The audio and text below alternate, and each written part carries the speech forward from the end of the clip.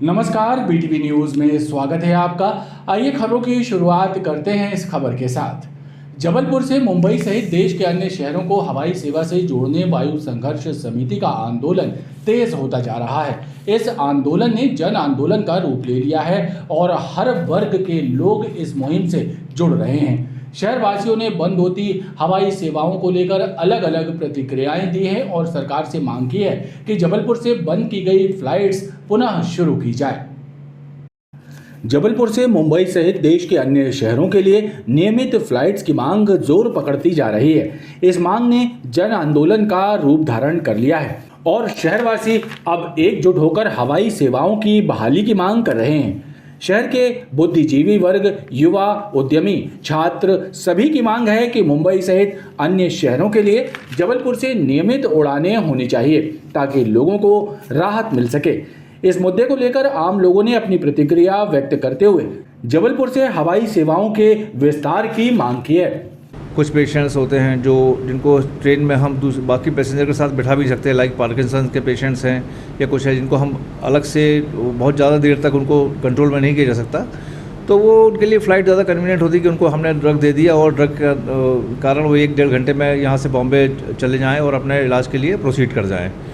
इसलिए ये सामान्यतः ये सबसे बड़ी परेशानी ये हो रही है और कनेक्टिविटी कम होने के कारण उनके जो पेशेंट्स वहाँ ऑलरेडी एडमिट हैं या ट्रीटमेंट चल रहा है उनके रिलेटिव्स को भी आने जाने में काफ़ी परेशानियाँ हो रही हैं। इसके अलावा दूसरी परेशानी ये तो है ही है जो कि हम लोग को जैसे कॉन्फ्रेंसेस वगैरह है या कुछ साइंटिफिक एक्टिविटीज़ होती है उनमें भी अगर कुछ हो रहा है पार्टिसिपेट करने के लिए 3 बार सोचना पड़ता है क्योंकि आने जाने में ही 2-3 दिन लग जाते हैं। तो टाइम की इंपॉर्टेंस देखते हुए ये ज़रूरी है कि पेशेंट्स के लिहाज से और बाकी लोगों को भी जो आम आदमी को भी परेशानी हो रही है इसको जो बंद किया गया फ़्लाइट को उसको तुरंत चालू किया जाए, क्योंकि पहले काफ़ी कन्वीनियंट था और हम लोगों को काफ़ी सरलता होती थी सब काम करने में, लेकिन आजकल बड़ी परेशानी का वायु सेवा एक समस्या हो चुकी है। पहले यहाँ पर जबलपुर से चेन्नई के लिए, हैदराबाद के लिए, कलकत्ता के लिए, अहमदाबाद के लिए, दिल्ली, बम्बई के लिए, पूना के लिए, इन सब जगहों के लिए फ़्लाइट्स थी और अब वो घट गई हैं और या बंद ही कर दी गई। कलकत्ता, अहमदाबाद, मुंबई, ये सब, पूना, ये ऐसे स्थान हैं जहाँ के लिए प्रतिदिन, बेंगलोर के लिए प्रतिदिन सैकड़ों यात्री जाना चाहते हैं और ये फ़्लाइट्स बंद हो जाने के कारण बहुत समस्याएं आ रही हैं जबलपुर के लोगों को। अगर हमारे बच्चे 2-4 दिन की छुट्टियों में आना चाहें तो देखिए, माँ का तो इंतज़ार ख़त्म होता नहीं है क्योंकि ट्रेन में रिजर्वेशन मिलते नहीं हैं और आपने हमारी फ़्लाइट छीन ली है। तो ये बहुत गलत चीज़ें हैं। हम ज़्यादा कुछ नहीं मांग रहे हैं। सारी माँओं की तरफ से, सारी बहनों की तरफ से मैं एक अनुरोध करती हूँ यहाँ के जो कंपनीज़ हैं जिन्होंने अपनी यहाँ पे फ़्लाइट दी हुई है कि प्लीज़ हमारी वो फ़्लाइट्स जो आपने बंद कर दी हैं हमें सिर्फ वही वापस कर दें तो बड़ी आपकी कृपा होगी। इधर वायु सेवा संघर्ष समिति भी इस मुद्दे को लेकर लोगों को जागरूक करने और अपने घोषित आंदोलन की तैयारियों में जुटी हुई है। रविवार को वायु सेवा संघर्ष समिति के तत्वावधान में एक महासम्मेलन भी आयोजित किया गया है जिसमें सभी वर्गों के लोग, जनप्रतिनिधि, छात्र सभी शामिल होकर जबलपुर से नियमित उड़ानों की मांग को लेकर अपने विचार रखेंगे। कल 26 तारीख को होटल गुलजार में एक महासम्मेलन रखा गया है जिसमें विभिन्न वर्ग के लोग अपनी बात रखेंगे। जनप्रतिनिधियों को, सबको एक जनप्रतिनिधि को न्योता दिया है। जो सबसे बड़ी तकलीफ़ जा रही है कि मरीज़ जो बार बार बाहर रेफ़र होते हैं या उनके लिए डॉक्टर जबलपुर आते हैं, उनके लिए बहुत ज़्यादा परेशानी का विषय हो गया है कि बम्बई की अगर हफ्ते में 1 ही दिन की फ़्लाइट है तो डॉक्टर को कब जबलपुर आए, या मरीज़ को अगर जाना है सीरियस पेशेंट को तो कैसे जाए। जबलपुर न्यायधानी के नाम से भी जाना जाता है, हाई कोर्ट जबलपुर में है। आज सुप्रीम कोर्ट जाने वाला वकील यहाँ से कैसे जाए, या जिस व्यक्ति को बाहर से पैरवी करने जबलपुर आना है वो कैसे आए जबलपुर, उसके लिए न्याय अवरोध में आ गया है। आज एक जिरह करने के लिए बाहर से जब वकील ही नहीं आ पा रहा है, यहाँ के वकीलों में बहुत बड़ा रोष है कि वो कैसे जाए सुप्रीम कोर्ट। उसको 3-3 दिन हफ्ते में जाना रहता था बाहर, उसके लिए बहुत परेशानी का विषय आके खड़ा हो गया। हम लोग की सिर्फ एक ही मांग है कि हमारे शहर की जो वायु सेवा की स्थिति थी, पहले 16 फ्लाइटें होती थी जबलपुर से, उनको स्टेटस को किया जाए, उनको यथावत किया जाए। हम लोग नई फ़्लाइट की मांग नहीं कर रहे हैं। उन शहरों से जो कनेक्टिविटी हमारी थी उनको वापस से रिस्टोर किया जाए। तो इस महासम्मेलन में कल सभी वर्गों की उपस्थिति है और काफ़ी बड़ी तादाद में लोग यहाँ पे उपस्थित होंगे। और सबसे बड़ा जो इफ़ेक्ट है वो व्यापार के ऊपर आया है। तो हम लोगों ने काफ़ी रिक्वेस्ट करी, जबलपुर में सभी संस्थाओं ने मिलके, सभी व्यापारिक संस्था और सभी व्यापारी वर्ग और लोकल जो पब्लिक है, उन लोग पेरेंट्स लोग परेशान हैं। तो हम लोगों ने डिमांड रखी थी और ऊपर हम लोगों ने काफ़ी ज्ञापन वगैरह दिए और बोला कि भैया फ़्लाइट चालू कर दें, लेकिन अभी तक कोई एक्शन नहीं हो रहा है। जब वो एक्शन नहीं हुआ तो मजबूरी में आके आम पब्लिक ने, व्यापारी वर्ग ने, डॉक्टर्स ने और भी जितने भी IAS IPS जो भी एडमिनिस्ट्रेटिव लोग हैं, सभी लोगों ने हमारा साथ दिया और सभी लोगों ने बोला कि आपको कुछ करना पड़ेगा। तो इसलिए हम लोगों ने एक वायु सेवा संघर्ष समिति बनाई, उसमें नो फ्लाई डे एक डिसाइड किया 6 जून। वायु सेवा संघर्ष समिति ने बंद होती हवाई सेवाओं के विरोध में 6 जून को नो फ्लाइंग डे आंदोलन की घोषणा की है। इस आंदोलन को भी व्यापक समर्थन मिल रहा है। जिला चिकित्सालय विक्टोरिया में इलाज के लिए आने वाले मरीजों को भीषण गर्मी में ठंडी हवा के लिए परेशान होना पड़ रहा है। दरअसल यहां OPD कक्षों में लगे पंखे बंद हैं। ऐसे में इलाज के लिए दूर दूर से आने वाले मरीजों को परेशानी हो रही है। खास बात यह है कि अस्पताल प्रबंधन इस ओर ध्यान नहीं दे रहा है। सरकारी अस्पतालों में सुविधाओं और व्यवस्थाओं की कमी से मरीजों को परेशानी उठानी पड़ती है। भीषण गर्मी के इस मौसम में जिला अस्पताल की OPD में इलाज कराने आने वाले मरीज ठंडी हवा के लिए परेशान हैं, क्योंकि OPD कक्षों के बाहर लगे पंखे शो पीस बन गए हैं। ऐसे में तेज धूप और भीषण गर्मी में इलाज के लिए OPD कक्षों के बाहर खड़े मरीजों को परेशानी उठानी पड़ रही है, जिससे लोगों में रोष भी देखा जा रहा है। इतनी गर्मी है, यहाँ ना कोई व्यवस्थाएं हैं। देखिए ना, पूरे पंखे बंद पड़े हुए हैं। यहाँ तो ऐसा लग रहा है कि जैसे कि इंसान आएगा और ही मर जाए। इतनी गर्मी में इंसान दूर दूर से आता है, देखने सुनने आता है कि कम से कम मरीज की यहाँ अच्छे ट्रीटमेंट होगा। यहाँ तो ऐसा लगा है कि पूरा गर्मी के मारे मर जाएगा इंसान। पंखे बंद हैं, सब बंद हैं सर, पूरे पंखे बंद हैं सर। क्या मांग करते हैं आप? हम मांग करते कम से कम कि पंखे और कम से कम गरीबों को बैठने के लाने, ठंडक में ट्रीटमेंट खिलाने का आए तो कम से कम कुछ पानी मिले पीने के लाने। खास बात यह है कि अस्पताल प्रबंधन इस समस्या की ओर ध्यान नहीं दे रहा। गर्मी होने की वजह से जिला अस्पताल में रोजाना बड़ी संख्या में संक्रमित रोगी और अन्य बीमारियों से ग्रसित मरीज इलाज के लिए आ रहे हैं, लेकिन गर्मी में उन्हें दिक्कतों का सामना करना पड़ रहा है। जिला प्रशासन, पुलिस और नगर निगम के संयुक्त अमले ने शनिवार को तिलहरी क्षेत्र में रहने वाले कुख्यात बदमाश सतीश रहलन के अवैध अतिक्रमण पर बुलडोजर चलाने की कार्रवाई की। आपराधिक प्रवृत्ति के सतीश रहलन ने जबरन एक पेट्रोल पंप संचालक से रुपयों की मांग करते हुए उन्हें धमकाया था। इस मामले में पुलिस ने आरोपी के विरुद्ध प्रकरण दर्ज किया था और उसकी गिरफ्तारी कर जेल भेज दिया गया है। जिला प्रशासन, नगर निगम और पुलिस की संयुक्त टीम ने शनिवार को तिलहरी के कुख्यात बदमाश सतीश रहलन के घर पर बुलडोजर चला दिया। नगर निगम के अन्य क्रांति दल ने बदमाश सतीश रहलन द्वारा 800 वर्ग फुट में किए गए अवैध निर्माण को गिराने की कार्रवाई की। सतीश द्वारा जलाराम बापू नगर में आलीशान मकान बनाया गया था, जिसका 800 वर्ग फुट एरिया में बना हिस्सा अवैध था।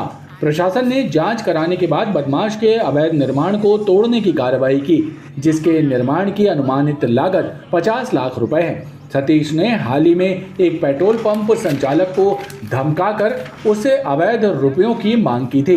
पुलिस ने उसके विरुद्ध प्रकरण दर्ज किया था और उसे गिरफ्तार करके जेल भेज दिया है। मकान जो था वो स्वीकृति से विरुद्ध निर्माण किया गया था और ये पाया गया कि नक्शा तो नहीं था उनका। फिर भी जो मौके पर जो BCMO थे उनके द्वारा, मौके पर जो उपयंत्री थे उनके द्वारा जो भवन में अनाधिकृत निर्माण चिन्हित किया गया था उसे हटाया गया है। इसके साथ ही कृष्णा सिटी और स्वास्तिक सिटी है वहाँ पर पास में ही, वहाँ पे कृष्णा सिटी और स्वास्तिक सिटी की जो एक अप्रोच रोड है जिसमें कि बाउंड्री वॉल बनाकर बंद कर दिया था, रोड बंद कर दिया गया था, जिसे आज पुलिस बल और तहसीलदार रांझी और नगर निगम के अतिक्रमण दस्ते द्वारा हटाया गया है। इसके बाद नगर निगम का अमला कृष्णा सिटी, स्वास्तिक सिटी पहुंचा, जहां एक अप्रोच रोड पर अवैध रूप से बनाई गई बाउंड्री वॉल को भी तोड़ने की कार्रवाई की गई। खजरी खिरिया बाईपास के पास शमीम कबाड़ी के गोदाम में हुए विस्फोट के दौरान जर्जर हुए गोदाम को शनिवार को जिला प्रशासन और पुलिस की टीम ने जमींदोज कर दिया। प्रशासन का अमला बुलडोजर लेकर मौके पर पहुंचा और विस्फोट के दौरान जर्जर हुई बिल्डिंग को गिराने की कार्रवाई की। इस दौरान पुलिस और प्रशासन के आला अधिकारी पुलिस बल के साथ मौके पर मौजूद रहे।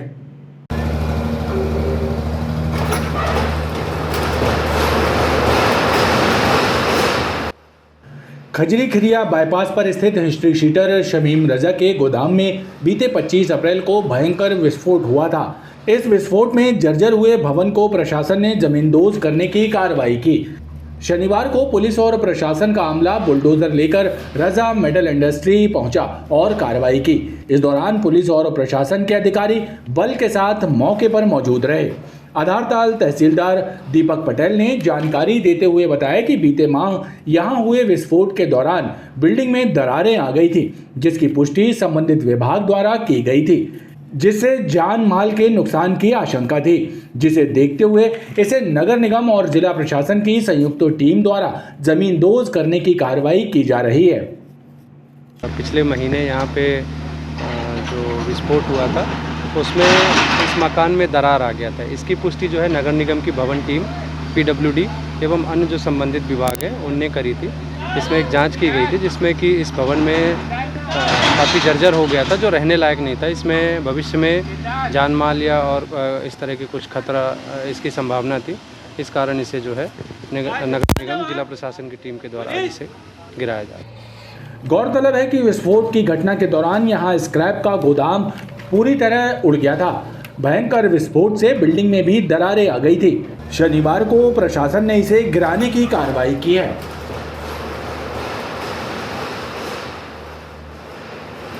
उजारपुरवा में शुक्रवार को बिजली कर्मचारियों के साथ स्थानीय लोगों ने जमकर मारपीट की थी। इस घटना में विभाग के लाइन कर्मचारी देवेंद्र पटेल और आउटसोर्स कर्मी विष्णु पटेल घायल हुए थे। शनिवार को विभाग के अधिकारी दोनों कर्मचारियों से मिलने पहुंचे। कंपनी प्रबंधन के निर्देश पर दोनों पीड़ित कर्मचारियों को 10-10 हजार रुपए की सहायता राशि दी गई है। उजारपुरवा में मेंटेनेंस कार्य और बिजली बिल की वसूली के दौरान शुक्रवार को बिजली विभाग के लाइनमैन देवेंद्र पटेल और आउटसोर्स कर्मी विष्णु प्रताप पटेल के साथ स्थानीय लोगों ने जमकर मारपीट की थी। इस घटना का वीडियो भी सामने आया था। इस मामले में बिजली विभाग के अधिकारियों ने लाटगंज थाने में FIR दर्ज कराई थी। शनिवार को बिजली विभाग के चीफ इंजीनियर KL वर्मा और सिटी सर्कल के अधीक्षण यंत्री संजय अरोरा पीड़ित कर्मचारियों से उनके निवास पर मिलने पहुंचे। इन दोनों पीड़ित कर्मचारियों को कंपनी प्रबंधन के निर्देश पर राहत कोष से 10-10 हजार रुपए की सहायता राशि दी गई। चीफ इंजीनियर KL वर्मा और अधीक्षण यंत्री संजय अरोरा ने इस दौरान कहा कि कंपनी प्रबंधन ने घटना को गंभीरता से लिया है, साथ ही ऐसी घटनाओं को लेकर सख्ती करने के निर्देश दिए हैं। इन कर्मचारियों को आज मैं यहाँ पर इसलिए आया हूँ कि आज ही हमारे MD साहब के कहने पर कंपनी प्रशासन द्वारा दो कर्मचारी हैं, एक ये हैं और एक और हैं, दोनों कर्मचारियों के खाते में आज छुट्टी के दिन 10-10 हजार रुपये ट्रांसफ़र किए हैं ताकि अपना इलाज करवा पाएँ। और यदि इलाज में किसी प्रकार की और भी आवश्यकता होती है तो हमारी कंपनी और खर्च करेगी। हम लोगों ने ये तय किया है, हमारे MD साहब ने तय किया है कि हम अपने अधिकारियों कर्मचारियों की पूरी सुरक्षा करें, उनको कोई दिक्कत परेशानी हो तो उनको सॉर्ट आउट करें। आज मैं पुलिस प्रशासन को भी धन्यवाद देना चाहता हूँ कि उन्होंने बहुत फास्ट FIR की। रात को 1 बजे तक वो जो असामाजिक तत्व हैं उनको ढूंढते रहे, अभी गिरफ्तार नहीं हुए लेकिन जल्दी गिरफ्तार होंगे। शीघ्र ही हम सुनिश्चित करेंगे कि वो जो असामाजिक तत्व जेल के पीछे जाए। इसके अलावा कंपनी प्रबंधन ने आज एक ऐतिहासिक निर्णय भी लिया है छुट्टी के दिन उन्होंने कि इस तरह की कभी भी कोई अनफॉर्चुनेट इंसिडेंट्स होते हैं तो एक आपदा राहत कोष बनाया हुआ और उसमें 10 हजार रुपये जिसके साथ ये दुर्घटना होती है कंपनी द्वारा दिया जाएगा। अभी सुबह 11 बजे इनके खातों में ऑटोमेटिकली दोनों कर्मचारियों के खाते में चलेगा, जिसमें कि आउटसोर्स कर्मचारी भी शामिल हैं। मध्य प्रदेश पूर्व क्षेत्र विद्युत वितरण कंपनी ने निर्णय लिया है कि ऐसी घटनाओं की पुनरावृत्ति को रोकने के लिए सख्त कदम उठाए जाएंगे ताकि कर्मचारी सुरक्षित रह सकें। आधारताल पुलिस ने महाराजपुर में हुई एक चोरी की वारदात का खुलासा किया है। पुलिस ने आरोपी को गिरफ्तार कर उसके कब्जे से चोरी किए हुए जेवर, मोबाइल और ई-रिक्शा जब्त किया है। पुलिस के मुताबिक आरोपी ने अपनी बुआ के घर चोरी की इस वारदात को अंजाम दिया था। आधारताल थाना क्षेत्र के महाराजपुर में बीते दिनों धीरेन्द्र प्रजापति के सोने घर में चोरी की वारदात घटित हुई थी। इस मामले में पुलिस ने सुहागी में रहने वाले लक्ष्मण बर्मन को गिरफ्तार किया, जिससे पूछताछ के बाद घर से चोरी किए हुए जेवर, मोबाइल के साथ ही एक ई-ऑटो भी मिला है। पुलिस के मुताबिक आरोपी लक्ष्मण ने अपनी बुआ के घर में चोरी की वारदात को अंजाम दिया था। संदेह होने पर पुलिस ने लक्ष्मण को पूछताछ के लिए बुलाया। उसने चोरी का जुर्म कबूल किया। उसकी निशानदेही पर चोरी गया हुआ सामान जब्त कर लिया गया है। थाना आधारताल में जो है धीरेन्द्र प्रजापति करके एक व्यक्ति हैं जो महाराजपुर जगदम्बा नगर में रहते हैं। वो उनकी पत्नी मायके गई हुई थी और वो भी बाहर थे। जब वो वापस आए तो उन्होंने देखा कि उनके घर में जो है वो उनके यहाँ का 4.25 लाख रुपए के जेवर और सामान जो है वो चोरी चला गया था। इस आधार पर पुलिस ने जो है तुरंत CCTV फुटेजेस वगैरह देखकर और तत्परता से कार्रवाई की, जिसे देखने पर यह स्पष्ट हुआ था कि लक्ष्मण बर्मन करके एक व्यक्ति है जो उस फुटेज में स्पष्ट हो रहा था। लक्ष्मण बर्मन जो था संदेही, उसको बुला के जब पूछताछ की तो उसने जो है वो गुनाह कबूला था और उसके आधार पर पुलिस ने कार्रवाई किया है।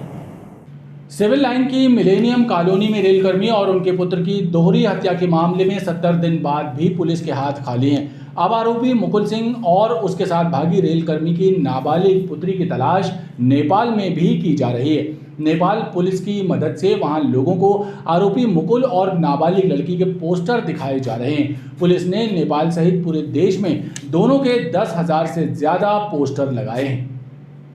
सिविल लाइन की मिलेनियम कॉलोनी में 15 मार्च को हुई रेलकर्मी राजकुमार विश्वकर्मा और उनके 8 वर्षीय पुत्र तनिष्क की हत्या के मामले में 70 दिन बाद भी पुलिस के हाथ खाली हैं। इस हत्याकांड के मुख्य आरोपी मुकुल सिंह और उसके साथ भागी राजकुमार की नाबालिग पुत्री की तलाश भारत के साथ ही नेपाल में की जा रही है। पुलिस ने दोनों के 10,000 से ज्यादा पोस्टर छपवाकर सार्वजनिक जगहों पर लगाए हैं और नेपाल पुलिस की मदद लेकर नेपाल में लोगों को 1 to 1 दोनों के पोस्टर दिखाकर इनकी पतासाजी का कार्य किया जा रहा है। एडिशनल एसपी समर वर्मा ने बताया कि दोनों लगातार अपनी लोकेशन बदल रहे हैं, लेकिन पुलिस की टीमें लगातार पीछे हैं। देखिए, अभी करीब हम लोग 6 राज्यों में उनके अलग अलग सूचना मिलने पे कई बार टीमें हम भेज चुके हैं और ये उन लोग अभी तक जो तरीका अपना रहे हैं वो कहीं रुकते नहीं हैं किसी होटल में, तो वो जानकारी नहीं मिल पाती है। सामान्यतः रात में सफ़र करते हैं, दिन में कहीं घूमते हैं, तो उनकी कुछ खबर मिलती है और तुरंत ही वो आगे निकल जाते हैं। तो स्वाभाविक तौर पे यहाँ से टीम पहुँचने में टाइम लगता है, पर हमें पूरा विश्वास है कि हम जल्दी उनको पकड़ लेंगे। क्योंकि आपको पता होगा कि पिछली बार जब ये लड़की को लेकर गया था तो पुलिस ने बहुत जल्दी उसको पकड़ लिया था। तो आदमी सीखता है, पर खैर आदमी कितना ही होशियार हो, जिसको कहते हैं ना पुलिस के हाथ बहुत लंबे हैं, तो जल्दी उनको पकड़ लिया जाएगा। सूत्रों की माने तो इनकी तलाश के लिए पुलिस की एक टीम ने नेपाल में डेरा डाल रखा है। पिछले माह इनकी लोकेशन अयोध्या में मिली थी। पुलिस को शक है कि ये लोग उत्तर प्रदेश के बाद नेपाल चले गए हैं। सिविल लाइन थाना क्षेत्र में रहने वाले 65 वर्षीय रिटायर्ड फैक्ट्री कर्मी द्वारा बीते दिनों जहरीली वस्तु का सेवन कर आत्महत्या कर ली गई थी। पैसों के लेन देन और मकान खाली कराने को लेकर किराएदारों से हुए विवाद के चलते बुजुर्ग ने ये आत्मघाती कदम उठाया था। इस मामले में सिविल लाइन पुलिस ने 4 लोगों के विरुद्ध प्रकरण दर्ज किया था। आरोपी अब भी फरार हैं। सिविल लाइन थाना क्षेत्र यूको बैंक के पास रहने वाले 65 वर्षीय रिटायर्ड फैक्ट्री कर्मी काशी प्रसाद रजक द्वारा किराएदारों से हुए विवाद को लेकर बीते दिनों जहरीली वस्तु का सेवन कर आत्महत्या कर ली गई थी। इस मामले में पुलिस ने उनके किराएदार मनोज मिश्रा, नीलू मिश्रा, मनीष मिश्रा सहित 4 लोगों के विरुद्ध धारा 306-34 का प्रकरण दर्ज किया था, लेकिन अब तक आरोपियों की गिरफ्तारी नहीं हो सकी है। शनिवार को मृतक काशी प्रसाद के परिजनों और रजक समाज के लोगों ने सिविल लाइन थाने का घेराव किया। मृतक काशी प्रसाद के पुत्र सुरेंद्र रजक और रजक समाज के लोगों ने आरोप लगाया कि पुलिस मामले में फरार आरोपियों की गिरफ्तारी करने में लापरवाही बरत रही है, जबकि आरोपी खुलेआम घूम रहे हैं। परिजनों ने पुलिस पर आरोपियों से सांठगांठ करने का आरोप लगाया। अभी ये मांग लेके आए हैं कि जो भी एक उनके फादर से पूछा जाए, क्योंकि देखा गया है वो वीडियो में कई लोगों से वो अपने पुत्र से बात कर रहे हैं, तो पुलिस प्रॉपर पूछताछ करे, निष्पक्ष जांच करे और आरोपियों की जल्द से जल्द गिरफ्तारी करे। अभी गिरफ्तार नहीं हुआ? गिरफ्तार हुए 2 घंटे हो गए हैं, बट हम लोगों को ये बोला जा रहा है कि आप लोग यहाँ से चले जाओ और इशू क्रिएट नहीं करो। और ये सब आरोपी के पिता को, हाँ, आरोपी के पिता जो गाड़ी में बैठ के प्रशासन के किसी एक व्यक्ति के साथ बैठ के कोई लेन देन हो रहा था, उसमें शामिल नाम। हालांकि पुलिस अधिकारियों ने पीड़ित परिवार को बताया कि उनके द्वारा आरोपियों की पतासाजी की जा रही है। पुलिस आरोपियों के पिता और अन्य सहयोगियों से पूछताछ कर रही है। जल्द ही आरोपियों का पता लगाकर उनकी गिरफ्तारी के प्रयास किए जाएंगे। काशी प्रसाद रजक द्वारा जहरीली वस्तु का सेवन कर आत्महत्या की गई है, जिसके आधार पर थाना सिविल लाइन में 306, 34